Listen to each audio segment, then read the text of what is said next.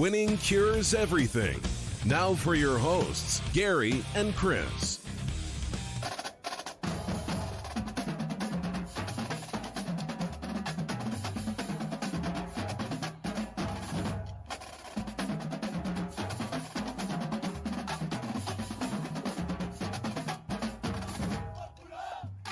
What's up? What's up? Welcome into Winning Cures Everything. It is August. I'm Gary.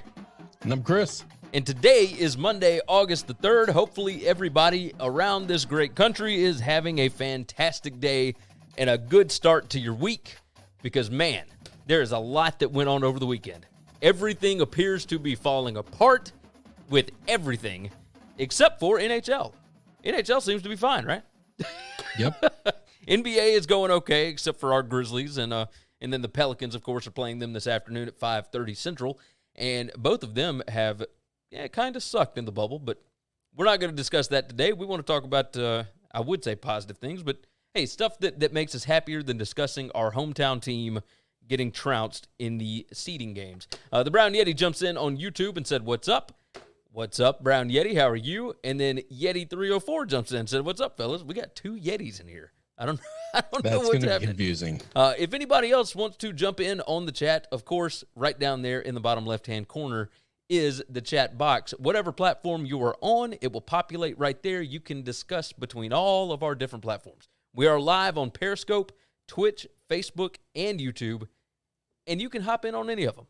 Hit subscribe. Make sure that you like the video and share it out. Share it out. Tell your buddies about it. All that good stuff. The website is winningcureseverything.com. You can find all of our picks, previews, podcasts, videos, and social media platforms over there. And we are a part of sportsbookreview.com. All of our college football content will be over there. Our introduction video popped up over the weekend. Had a lot of nice replies and whatnot, people welcoming us to their platform. We are excited to be a part of it. So if you want to see what we're doing over there, sbrpicks.com and sportsbookreview.com. And whatever their YouTube channel is. I believe it's SBR Sports Picks is the channel name. Matt jumps in on YouTube. He said, "What's up?"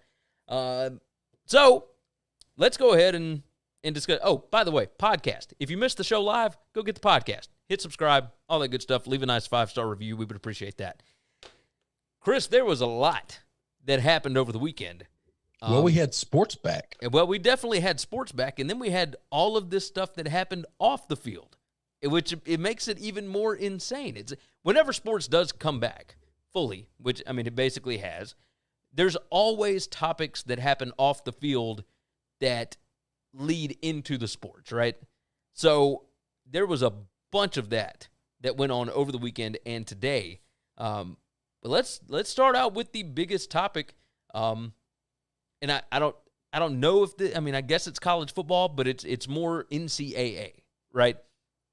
The Pac-12 boycott that we discussed, I want to say 2 weeks ago, I guess it was, and we didn't really take it seriously because, good gracious, the revenue stuff was a little crazy, a little, all right. All of the other stuff, totally fine with, no big deal. Yep. But we'll go through. I'll read off just 4 of the Pac-12 player demands. They are demanding this, or they are going to sit out the season. And there are players on every team in the Pac-12. There's a total of 400-something players that are going to knock this out, right? They want to be a part of this. They want to boycott if their demands are not met. What they're saying is they want player-approved health standards enforced by a third party. They want 50% of revenue distributed evenly to athletes. They want medical insurance for 6 years post-college, which we were fine with, and then reduced pay of Larry Scott, coaches, and administrators. Now, the one that gets me is the 50% of revenue, and then the second one that gets me is reduced pay of Larry Scott, coaches, and administrators. The 50% of revenue, the way that it is currently set up, is illegal federally because it would go against Title IX. You can't do that the way that the law is currently constructed. If you were to do that, they would basically have to do away with all women's sports. other than maybe at Tennessee with women's basketball and UConn with women's basketball. Those are the only two women's sports that I know of in the entire country that turn a profit. Everything else loses money. So that part doesn't make sense. The other part, the reduced pay of Larry Scott, coaches and administrators, those guys have contracts. Like, I don't know of anybody that has a contract that ain't going to make the money that they have on that contract unless they do something to not earn. I mean, here's the question is, how does he get paid for his contract if the football season's canceled? See, that's a good point, but there are clauses in that contract that would cause that contract to be broken. Oh yeah, I assure you of that. So the money thing is interesting because they can't tie it to revenue like professional sports. That's just not going to be possible. Well, even still, the NFL doesn't get 50% of revenue, right? No, it's 48, but that is 50% because there's basically a 4% operations cost. Okay. So like that's just what it costs to run the league is 4%. And the owners give half of that, and the players give half of that, so they both get 48% shares. So it's even. What they need to do instead of a percentage is demand an amount of money. All right. Yeah. Because then Larry Scott makes several $1 million, okay, grossly overpaid. Him and a lot of other people grossly overpaid. Well, if you cut their pay a couple $1 million, and let's say you've got 100 football players on every roster, I don't think they're all 100-man deep. Okay, 12 teams, it's 1,200 people. I don't know, pay everybody $100,000. Even then, you're looking at $120 million. So I don't know how to come up with that. Like, I don't know what these guys want, but the best bet is to come up with a dollar figure to demand. Because I mean, if you say I want Larry Scott's pay cut by $3 million, and then you're going to divide that $3 million, it costs us 1,200, student athletes that play football. Now we're having a different conversation. I actually would be okay with that because I don't think the guy's earning his money. There would be a way, but if you come up with a dollar figure, then you can at least start putting pen to paper to do math on it. You can't do the math on revenue splits, not in college, not the way we have no real way of tracking how much revenue is sports related revenue. Yeah. If you sell if Oregon sells a t-shirt and it's just Oregon University, it's not Oregon football, but it's all being bought by fans coming to watch football games. Is that football revenue? Or is it school revenue? That's a problem. That's the problem. That's where this all goes. Revenue's a bad idea. Everything else they've asked for is pretty reasonable, by the way. Yeah, I agree with that. These aren't things that I'm upset about, or I would be upset about if I was an administrator. We just need to make sure you're a little bit more intelligent about what you're asking for. Well, let's go through these. Let's go through this whole list, and it's not super long, so we'll dive into it. The first part, health and safety protections, right? COVID-19 protections. It says allow option not to play during the pandemic without losing athletic eligibility or spot on team's roster. I don't think that's actually been a problem. I think everybody's been pretty on board with that. Number 2, prohibit or void COVID-19 agreements that waive liability. I think across the board we've almost gotten done that already. Yeah, we're talking about that already. Mandatory safety standards, including COVID-19 measures, is 1, player-approved health and safety standards enforced by a third party selected by players to address COVID-19 as well as serious injury, abuse, and death. So, all of that, totally reasonable. The health and safety stuff, totally get it. Totally fine with that. Which, by the way, Yeti304 said, did some of the WSU players get dismissed from the team because they support the boycott? Not dismissed from the team, and you know what? I've got it pulled up from Pete Thamel. There was something crazy about this. It was opt-outs, right? Oh, yeah, hold on. The situation of Washington State boils down to this. Players who have requested to opt out of the season cannot take part in any team activities. You cannot choose to opt out for health and safety reasons and still lift, practice, and be in the locker room, weight room.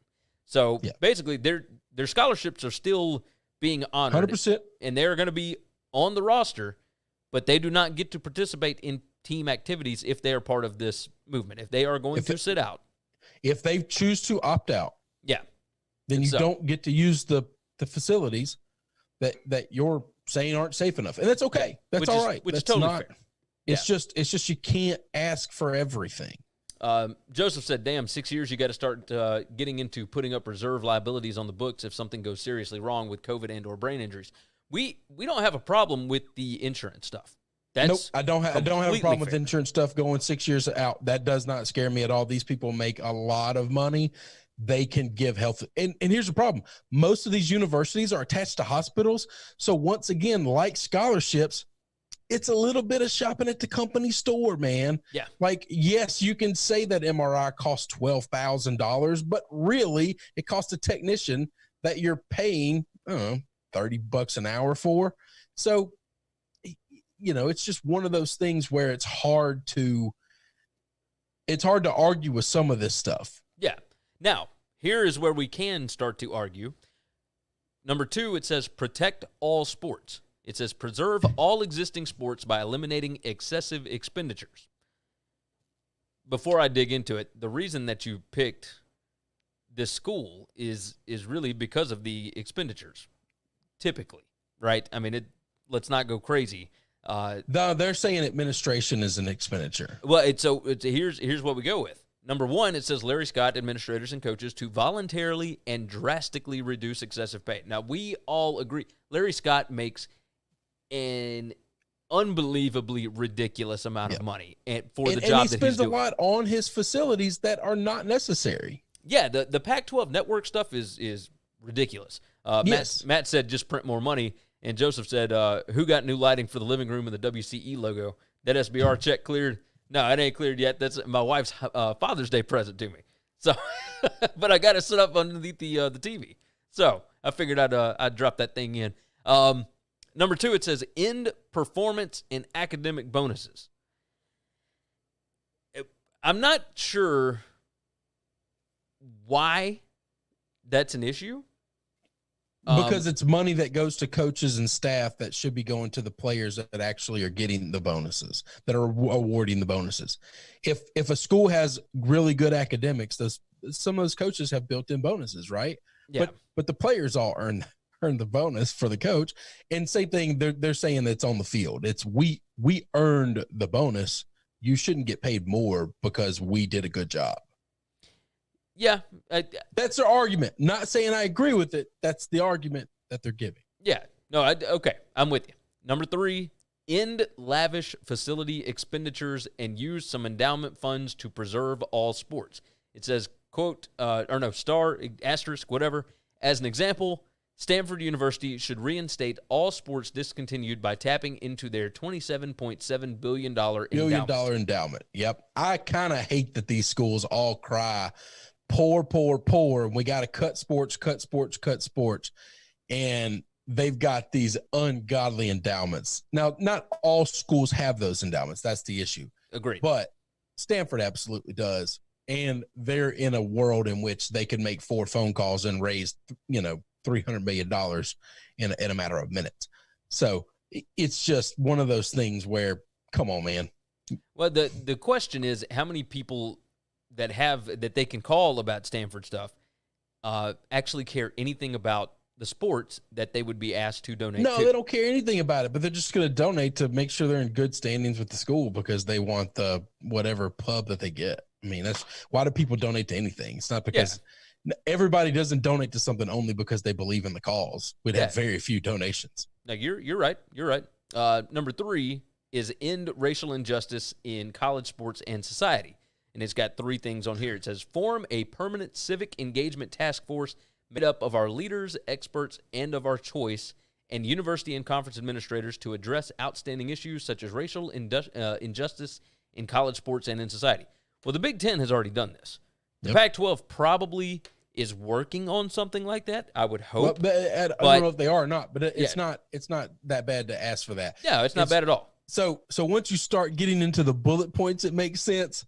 As a demand, when you say end racial injustice in society, it's just like one of those things where, all right, that's a bit of an ask. I know that I criticize Larry Scott a lot, but if he could pull that off, maybe I'm wrong. Yeah, maybe. Maybe I'm wrong. Number 2, change the hearts of all men and women. That's what you got to do. If the Pac-12 can do that, I will stop talking crap about them for as long as we'll give them all the BCS championships that we won. All right, number 2, in partnership with the Pac-12, 2% of conference revenue would be directed by players to support financial aid for low-income black students, community initiatives, and development programs for college athletes on each campus. No problem with that. The only thing I can think of is they're talking about revenue. They got to be talking about the TV contract revenue, because I just don't understand how you equate revenue. Now, if you're just saying whatever your television contract is, we want 2%, but now you're taking 50% and then you're taking 2%. You know, we're getting into how much does it take before you lose the ability to do anything. Number 3, form annual Pac-12 Black College Athlete Summit with guaranteed representation of at least 3 athletes of our choice from every school. Okay. I mean, the demands, they're worded. It just seems like a whole lot of, we have to have this and whatnot, and it's a little strange. Like, I don't have a problem with this at all. It just seems to come from a not willing to work with place. And maybe I'm crazy. Well, but they don't know how to work with people. They're college students. They're not a professional union. They don't have real negotiators. I mean, even like the NFL PA and the MLB PA, like 2 of the strongest players unions out there, the NBA, they still hire outside representation to explain the needs that they want to them, because they don't know everything, and they're professionals that have been doing this for years. Yeah. So I give these guys a lot of credit. One thing for some of these things is you can start these things on your own. Like, you want a summit, start a summit between all Pac-12 schools. Just do it. It's just players. Yeah, you don't have to have the Pac-12. You don't have to have the Pac-12 set it up for you. No, they don't have to. Now, I will tell you, that's going to be one of the beefs that I'm going to have with some of this stuff. Some of these things, these guys can do on their own. You're adults. You're all 18 years of age and older, okay? You're capable to do a lot of this stuff on your own. You can organize. We have seen these protests, and so many of them are organized by young people. You can organize a lot of this stuff. You don't need the Pac-12 blessing. Now, what you might want is the Pac-12 shield. You might want the Pac-12's, licensing and stuff of that nature to be able to put on there. I'm okay with that. I get that. Yeah. That's a different conversation. If you put this thing together and say, hey, we want you to sponsor it, we want you to endorse this thing and acknowledge us as a real thing, that's a different conversation than we have this idea, we want you to do it. Yeah. Like, okay. All right. I get where you're coming from. And I get where they're coming from. It just it seems, a little crazy. Let me jump in the comments before we jump back over and knock out number 4 here. Matt Miller on YouTube said, telling the coaches what they make is BS. It should be free market capitalism for coaches and players. Agreed. Joseph Gomez said they want their kids in Stanford. #legacy. And Monster X Gaming said, hey, what you guys talking about? This is like Around the Horn, but 5 times better. Well, we appreciate that. He said we got a nice setup. Hey, we appreciate it. Thank Absolutely. The Brown Yeti said, a lot of this sounds like just give me stuff because I think I earned it.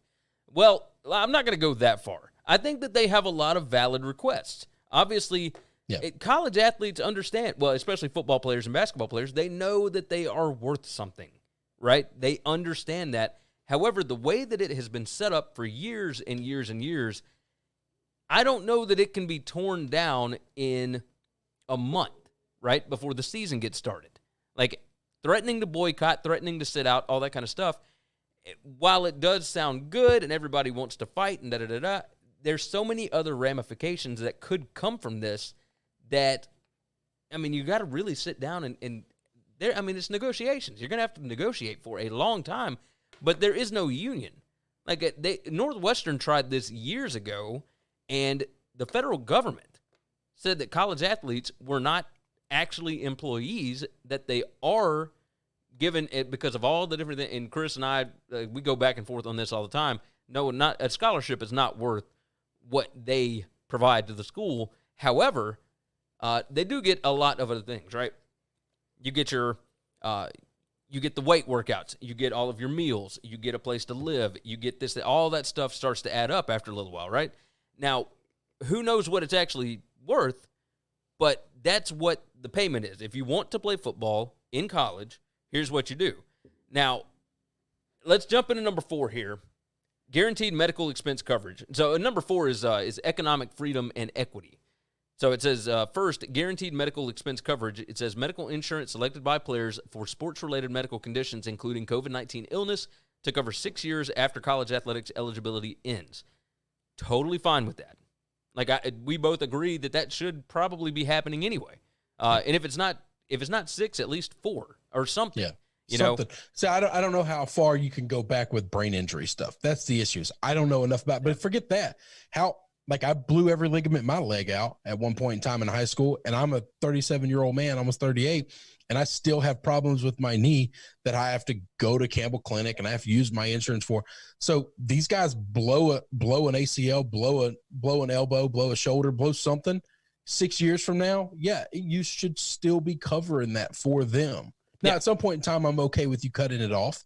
The fact that they asked for 6 years and not 12 or 20 is pretty reasonable to me. I'm 20 years removed from mine, and it still hurts like hell. So yeah, and it's going to hurt like hell. Yeah, and I still have I have problems with it. So I fully get that. The medical stuff doesn't bother me. I do think these guys take a risk and they take a chance for their school. That doesn't issue at all with me. The Brown Yeti jumped in and said, I agree with you, but if you destroy your market, you're worth nothing. And that is 100%. That's why you can't ask for too much. That's why you do have to have some semblance of a partnership. I mean, it's amazing to me that Major League Baseball is able to function because those two organizations, players and owners, hate each other. Yes. Like despise hate each other. And I have no idea how they're supposed to function or work ever. Yeah, I agree. Monster X Gaming said, will teams continue on playing if players start getting infected, or will they be postponing it? Depends on how many players get infected. We don't know the answer to that. I mean, well, we're playing a guessing game. Yeah, if your entire offensive line gets taken out, there's no way you're going to be postponed. So, because you're now taking risks that are not real. Yeah. Like, I mean, you're playing a bunch of defensive linemen on offense that haven't never done that before. Your quarterback's at risk, your receivers at risk, and those defensive linemen are at risk. The other players are at risk because the D linemen don't really know the rules. Like, it's just not safe anymore. Yeah, you're right. All right, so back over to this. After the insurance, it jumps into name, image, and likeness rights and representation. It says the freedom to secure representation, receive basic necessities from any third party, and earn money for use of our name, image, and likeness rights. We're already in the middle of that discussion, right? Yep. So in what the NCAA has proposed is preposterous. It's not going to fly. I don't think Congress is going to pass it. But eventually this will get done because the NCAA is up against a wall at this point, and they understand, like, okay, we're either going to let states do it on their own, or we're going to have to pass something, or Congress will. Somebody will have to pass something. And if they leave it to the states, kids can go wherever they can get the most money, wherever they can do, the most stuff. And the NCAA is basically going to have to make it a free-for-all. So that part already on the way. It's coming. Next is fair market pay rights and freedoms, and this is where it gets kind of screwy. Number 1, distribute 50% of each sport's total conference revenue evenly among athletes in their respective sports. Of course, football will get paid a ginormous amount. Basketball will get paid some, depending upon what school you're at. They'll probably get paid a lot just because the rosters are so small. I mean, you're paying, like 12 people? Yeah, but at that point, like, all of these TV rights are all built in with basketball and football and baseball and whatever else, right? Yeah, that's why asking for revenue percentages doesn't work. Right. So it says the SEC makes so much money for the SEC network, and they cover everything. So, and when it talks about total conference revenue evenly among athletes, so that's money from the SEC championship game, or whatever your conference title game. Yeah, that's money from conference the bowl game sales from, I guess, postseason, like every. Yeah. You're talking about a lot. So the SEC, it was either last year or the year before that it was like $564 million for the SEC. And the Big 12 or Big 10 was actually a little bit higher than that. And yeah, that's a lot of money. And it goes back into 14 different teams. And then you cut the percentage from what each team gets. And I mean, it's just it's a mess. All right, so number 2 here is 6-year athletic scholarships to foster undergraduate and graduate degree completion. Now, I am confused about 6-year athletic scholarships. Obviously, they want to be 6 years instead of 4. So they want eligibility to be? No, they want the scholarships to be 6 years instead of 4. That makes sense. Therefore, you can basically get a master's degree on the football scholarship, even though I only play for 4 years. That makes sense to me. Okay, that does make sense. And I'm fine with that too, because you're giving them something that you're buying at the company store. It didn't cost you anything. Yeah, Ben jumps in and said, so the third string kicker will make the same as the quarterback? Under this proposal, yeah. Like whoever's on the team. The caveat is we're going to have the name, image, and likeness along with half the revenue, and that's the issue. Yeah, that's that half the revenue for the SEC would be roughly $20 million a school that each player, like, that they would divvy up between all the players. And that would be divvied up between all of the sports. So all the sports, yeah, but all right, so what do you got? 4,000 student athletes on the campus? It's not like you got a bunch. I mean, 4,000 is a lot, though. I mean, it's not. Oh, okay. It's not crazy. How many student athletes you think you got? Well, I mean, let's say 4,000. I don't even know that it would be 4,000. We'll say 5,000 for easy math. Everybody get $4,000. I'm pulling up. I don't think it's 5,000.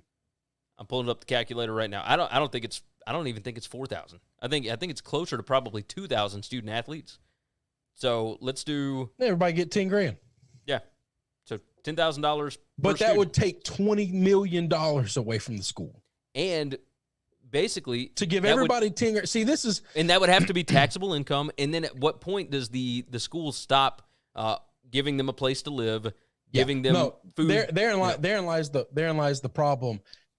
I worked in this world for a long time when I was in security. Okay, right. We hired security officers and they made minimum wage. When I started as a security officer, I made minimum wage, I made $7.25 an hour. Okay.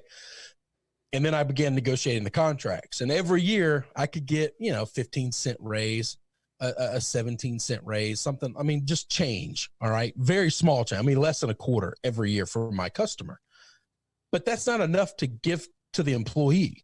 Okay. Yeah. And so if I went to my officers and said, hey, we got a 15-cent raise, I'll give you a dime and we'll keep a nickel. Half of them would be furious with me. They would feel insulted. They would feel like I don't value them. I had these conversations. I tried to do it at one of the sites, and I had major problems. And so my bosses, presidents above me, said, quit trying to give them the raise. Just keep it. Just keep it. They're already working a minimum wage job. How much is 15 cents an hour going to change their life? That's a really shitty way of thinking about it because it's theirs that they earned. But at the end of the day, that's true because my client that agreed to that 15-cent raise, that 15-cent raise was like $200,000 a year. Yeah. To him. So it's one of those things where when you break it all down, it's such a minuscule amount. We could just right now, these guys could get $10,000 out of a bag man easier than it would be to pay them. They're not going to pay taxes on that. And yeah, that kicker and that punter could get a bag of $10,000 tomorrow from somebody at LSU pretty easily. Well, and then you don't have to take the school revenue. This is what so Matt Miller jumped in. He said, I don't think players should be paid from the school or conference. They should 100% be paid for image and likeness, though. Yep, which is 100%. What we've been shouting for this whole time. Is that because if they are paid from the school, Title IX, which is BS, is going to kick in. Title IX is a federal law. Like that's the schools did not want it, and yet we have it, right? Because otherwise there would be no reason. We have Title IX because if we didn't have it, we know what these schools would do. Yeah, there'd be no women's sports. No, there'd be no. They absolutely would not have women's sports. Yeah, but if you want to have football, you're gonna have to have softball and volleyball and whatever else in order to equal the number of scholarships. So. It is what it is. Matt Miller jumps in and says, I always thought for all sports, each sport should have a salary cap based on what they made, and the coaches get to decide pay based on production. Whew, that's a lot of responsibility for some of these coaches. I don't know that I would. Yeah, you're asking coaches to be good at football and good at math. Yeah. Well, there's a reason that all these analytical coaches right now, have a bunch of MIT students sitting up in the booth. Yeah. Because they don't know shit about analytics and they can't do math. Yes, you are correct. Hey, let's move on. Look, yeah, hold on. Let me too long, Gary. Come on. Let me get on the last ones. Elimination of all policies and practices restricting or deterring our freedom of speech, our ability to fully participate in charitable work, and our freedom to participate in campus activities outside of mandatory athletics participation. Okay, like that's totally fine. All of this crap where the NCAA bans kids from doing like GoFundMe's to raise profits for charities and all that kind of stuff. Yeah, we all think that's bunk anyway. Number 4, ability of players of all sports to transfer one time without punishment, and additionally, in cases of abuse or serious negligence, we're getting ever so close to having the one-time transfer rule anyway. So, that's negligent here, or not negligent. That's whatever. That's happening. Just read through them. Number 5. Some of these we agree with, some of these we don't. Number 5, ability to complete eligibility after participating in a pro draft if player goes undrafted and forgoes professional participation within 7 days of the draft. We think that's likely to happen anyway. We have an example of that already at Arizona State. I don't think that's likely to happen, by the way. I absolutely don't think that's likely to happen. You don't think so? No. Hell no. I think the schools will fight that like crazy. And I don't know why, by the way. I don't understand why, but. Yeah, okay. And then number 6 is due process rights. We agree with that. Have? Yeah, I mean, they basically have got that anyway, but okay. So the majority of this stuff, like, we're totally on board with. No problem. Yes. Some of it, though, like, if they had just kept some of that stuff out, like, I want them to get paid. I want them. Yeah. I've been fighting like crazy for them to get paid. You can't tie it to revenue. Nope. It's just not a smart way of doing it. Nope. It just doesn't work. It just does not work. It won't ever work that way. I think it's weird that pro sports are tied. The best pro contract out there is Major League Baseball, and it's not tied to revenue. Yeah, and when they tried to tie it to revenue this year, because the revenue was going to be so down, the players lost it. So all right, let's move on from there. We got 5 more topics that we want to hit. Jesus Christ! No, I knew that all of these were going to be super fast. So next one, The Rock and the group that he is with have bought the XFL. Can you answer this? Wait, what? Why does he need The Rock made like $190 million last year, okay? Just some obscene number, okay? And he's done that for the past like 8 years, right? This dude's worth $1 billion. Yeah. Right? Why did he need a group to buy something worth $15 million?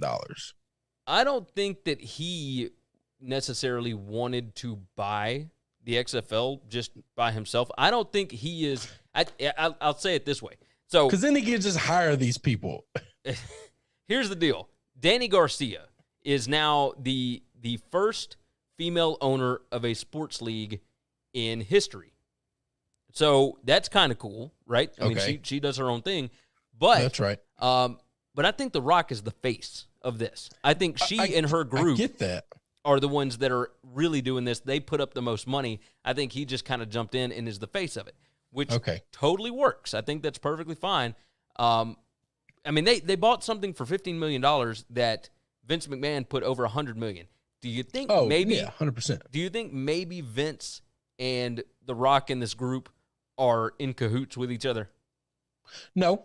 You don't think so? No, because here's the thing. What did they buy? All they did was buy a name. Well, I mean, all they did was buy a business idea. Yeah, I mean, the business itself, like Alpha Entertainment. Okay, all right. But what Vince put $100 million in was payroll and administrative cost and setting this stuff up. These guys are gonna have to do that also. That's true. So they bought the idea, sold them a name and a business for $15 million. That's all he sold them. So this is not one of those things where he pumped $100 million into something and they bought. He didn't build a car for $100 million and then sell the car for 15. Okay. Yeah. No, and now these true. other people just get the car. That's true. They're going to get all the expenses that come along with the car. Yeah, you're dead on. You're dead on. I'm not opposed to it. I'm excited about it. I'm anxious to see it. I want to see it happen. I want the XFL to happen. I think Vince's XFL would have happened had Rona not hit. Oh, absolutely. I mean, it was already going okay. Like it was going pretty well. It was going fine. It wasn't bad. It was going fine. It was going better than the AAF. Yeah. Way better than the AAF. Way better than that. So, yeah, I'm excited about this. Like, I want to see it. Obviously, The Rock is going to be the face of this whole thing. He's not the architect of it. That would be Dany Garcia. We'll see what happens. I'm curious. Now, next up, let's jump into these very quickly. Antonio Brown, over the weekend, I think it was Friday night or Friday afternoon, whatever it was. Antonio Brown got an 8-game suspension from the NFL. Now, let me read this from Yahoo Sports. It said, the league announced Friday the free agent wideout will be suspended without pay for the first 8 games of the 2020 season. Well, that's not hard to do considering he's not on a team, right? So, easy enough. However, we do know that there are teams that are interested in him, right? So, Tampa Bay, obviously, he and Tom Brady have a great relationship. He was already with New England before. The Seattle Seahawks, obviously, are interested in him. And the Ravens, Lamar Jackson desperately wants him on the team. I mean, could you imagine him and Hollywood Brown on opposite end? I mean, good gracious. So that leads to this. The 32-year-old's suspension will begin week 1, even if Brown is not on an NFL team. The NFL, that's how suspensions work. Right. The NFL can extend Brown's suspension depending on what happens in his civil suit, according to Tom Pelissero of the NFL Network. So, what are your thoughts here? So that makes sense. 8 games makes total sense because that's kind of what's been given out for some of these type of issues. Okay. And so that doesn't surprise me that it's 8 games. I do appreciate the fact that they put a number on it now so he can now begin to find suitors and they know what they're buying. I understand the ability to change this as well, pending new information come out in the civil suit. Okay. If we get new evidence of more damning things that he has done and they come out in a court of law, then you have to have the flexibility and the right to say, we're gonna make that a lifelong sentence or a 12-game sentence or whatever you want to make it. Yeah. They have the right to do that. So with that being said, there is 0 chance in hell he ends up in New England. You cannot make fun of the owner I agree. of the team and then expect a job from that man. That just don't work. And yeah, I don't know where he ends up. So we're down to the Bucks, the Ravens, and the Seahawks, really. That's where we're down to. But I assure you that if Buffalo thinks they could still get him, they'll take him. They originally tried to trade for him, and he didn't want to go to Buffalo. Now I bet he'd give his baby pinky toe to go to Buffalo. Yeah, I agree. So we'll see what happens. Do you think that he gets signed before the season starts, or are they just going to wait it out and see what happens? Nobody will wait the full 8 games, but yeah, I don't know. At some point in time, here, what's got to happen for him to get signed quickly is enough teams have to think they're not the only one looking at him. Yeah.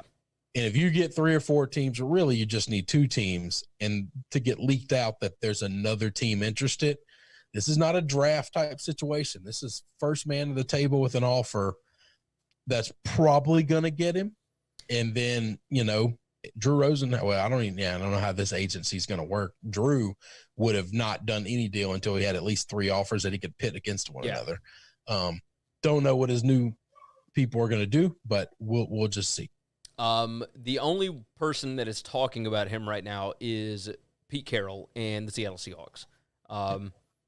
Pete Carroll said it's a very complex situation. We just need to see how it fits somewhere down the road. That's all I got for you. So, I think some teams are going to try get a few more details about this civil suit to figure out, is there anything else that's going to happen here before they sign him. So, I mean, it could be, 3-4 games into the season before anybody takes that chance, because they're going to want to see what comes out of this.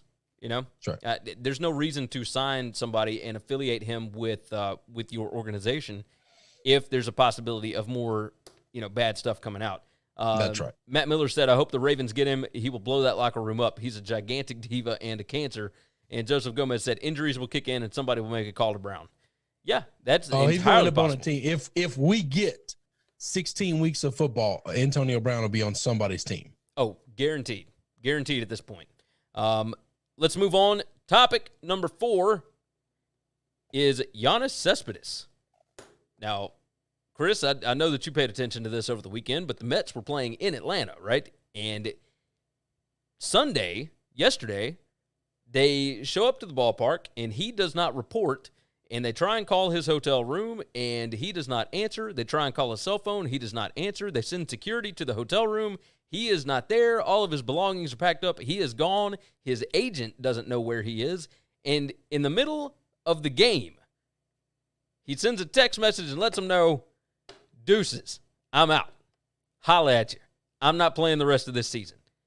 And we still, at this point, do not have any real explanation as to why he decided to leave. Now, I have my ideas. Chris, would you like to go first, or do you want me to put out my conspiracy theory? I have no idea, so...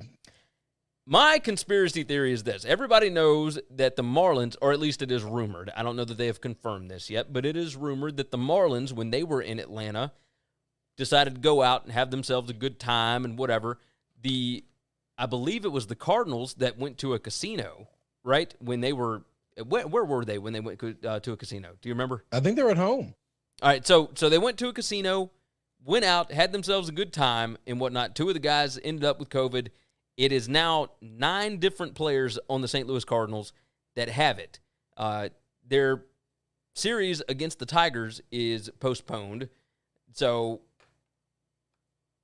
yeah, Matt Miller said, Yoenis Cespedes, Yoenis? Is it Yoenis Cespedes? I don't know how to pronounce any of these guys' names. Okay, Matt Miller, I apologize. I have no idea. I tried. Okay, how about this? Cespedes. Either way, I think that he was in Atlanta, and obviously there's a lot to do in Atlanta, right? A lot of guys have been getting in trouble. Lou Williams got in trouble for it. That's why he's serving a 10-game quarantine, suspension, whatever. I think, now, the Brown Yeti said someone's trying to kill him. I don't think that's it at all. I think that he incredibly seriously, I mean, remember, this guy's worth a lot of money. I think he was taking this seriously, and he may have seen that some of his teammates were not. And rather than ratting on the teammates or whatever, he just said, you know what? I'm out. I'm not going to do this. You know, and if they're not, okay, Yoenis. There we go. Ben corrected me. He said Yoenis. All right, so Yoenis Cespedes. I think that that's what happened here. I think that some of the other guys were not taking it seriously. If you come out and see that the Mets end up with some COVID positives, all that kind of mess, all I need to know. Who knows? This is just a conspiracy theory. Just throwing it out there. Tell me your thoughts here. I mean, am I crazy? I think that couldn't. If that was the case, he wouldn't have hid it from his agent. Like, you don't have to dime people out to tell them why because everybody's going to know who's going out or not. They're going to know that people went out. Like, it's not possible to keep that a secret from the team and the management. Okay, so it's easy to say, I'm out. You would communicate something. Something else happened. I don't know what that something else is, but something else happened. It's strange that nobody is talking. Like, nobody. Well, he's the only one. What do you mean? Yeah, nobody? But like, this is not a 10-man operation. Yeah, but like, and everybody's keeping tight-lipped. You don't think somebody somewhere has to know why he just decided to bounce? Like, I don't think anybody on that team does. No. Do you consider him a jerk for just leaving in the middle of a series? I think the lack of communication is really bad.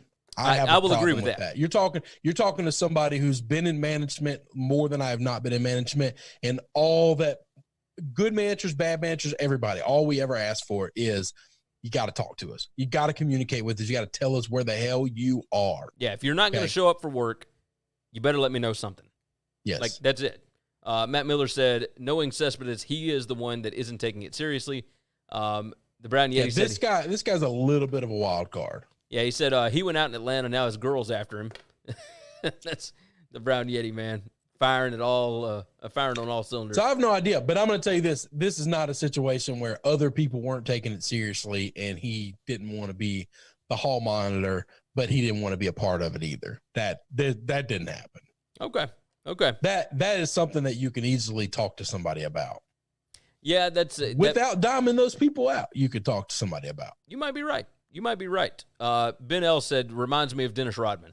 No, he's not that crazy. I don't think that's the same thing. I don't think it's the same thing. All right, we got 2 more topics here, and both of these are flybys. So let's go ahead and dive in. The NFL. Their opt-out deadline is likely going to be Thursday or Friday. I think that's perfectly fine because you got to know who is going to be on your team once you get into camp. You know, we're in camp. We are ready to rock and roll. I think it's perfectly fine to ask these players to decide whether or not they're going to be playing this season by this weekend. Do you agree? I'm okay with that. There is a part of me that thinks once you get into camp, if you see things you're not a fan of, you still should have the ability to walk away without punishment. Well, I mean, that would be an entire week, right? Because at camps open July 28th. So, well, more than a week. Actually, July 28th was what, Tuesday of last week? So, I think, a week and a half, if you don't like what you're seeing in camp, you can opt out. I think that's perfectly fine. Don't you think that's enough time? I guess. I don't know. Yeah. Matt said, why is it that in football, basketball, and baseball in New York, you have one franchise in each sport that doesn't know what they're doing and the other is run well? Yeah. You can't force an owner to do anything. Yeah. I wish I had a good answer. So I think the deadline is fine. They're not going to be able to keep players on the team if they want to opt out like in the middle of the season. You just saw it with Cespedes, right? Like he said he wanted to play. He goes out, he plays, and then 8 games in or 9 games in, whatever it is, he bounces. Like you can't force a guy to play, but at least this gives teams an idea of who is going to be on the roster and who's not, right? And it's not right up to the last minute. Somebody doesn't decide, the day before the first game, you know what? I'm not comfortable. I'm out. So I don't think it's that bad. All right, next, final topic, and this is going to hurt your overs, Chris. I hate to tell you. The Raiders have announced that their new stadium will be completely empty for the entire season. Did this surprise you at all?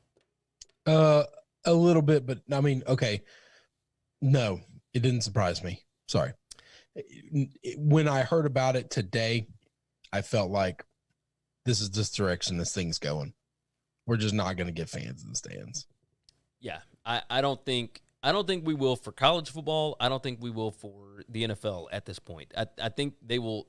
Some teams will try, but I think by the end of the season there will be none.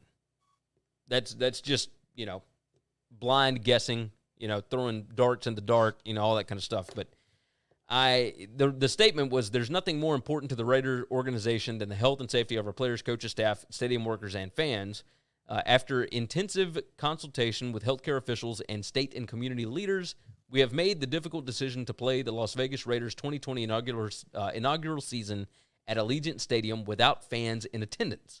This decision is based on our commitment to protect the health of our fans and the entire community in response to the coronavirus pandemic affecting us all. This decision also ensures fairness to you, our PSL holders, given the challenges and potential inequities associated with determining who can and cannot attend specific games if the stadium were to operate at a reduced capacity. While the current situation is not how any of us envision celebrating the opening of the stadium, when circumstances permit, we look forward to sharing an unparalleled game day experience in the magnificent stadium you helped build. I'm going to guess you don't have the over anymore, right? The Brown Yeti just added. He said, I was wondering if Chris still had the over. Like, not at this point. Not at this point. That's a lost bet. That's a lost bet. It sucks. It definitely sucks. But on the positive side, we are trending more towards football than it looked like a few weeks ago. So, with that said, I'm feeling okay about at least getting some football this season. So, yep. Now what that's going to look like and how many weeks and how many games and all that kind of stuff, who knows? It is all a crapshoot at this point. But we're here for it, and we're going to be covering it. We're going to be knocking it out. So, anything else that's popped up, Chris, that you think we need to hit? Nope. I don't see a damn thing. You guys have been wonderful. Thank you so much for jumping in the chat today. We appreciate all of you immensely. We can't say it enough. Go on and share the show. Hit the like button, whatever platform you are on. Make sure that you like it. Give it a heart. Give it a whatever the hell. And make sure you are subscribed. Share the show out. Tell your friends about it. We appreciate that for sure. Subscribe to the podcast. If you miss a live show, they're going right up there. You can listen to it on your own free will, whatever time you want to, in the morning, in the afternoon, in the evening, whatever. Go and check that out. Of course, the podcast, Apple Podcasts, leave a nice 5-star review. You guys have been fantastic. Go over to sportsbookreview.com. Go over to sbrpicks.com. You can watch our introduction video. We're going to tell you how we plan on covering the college football season in that intro video. So do us a favor and go like that as well and subscribe to their YouTube channel, sbrpicks.com, sportsbookreview.com. You can find all of that over there. WinningCuresEverything.com is our website. Everything you need to know about us is over there. And with that said, Chris, if there's nothing else, we are getting out of here. Take care of yourself. Take care of each other. We'll see you again tomorrow.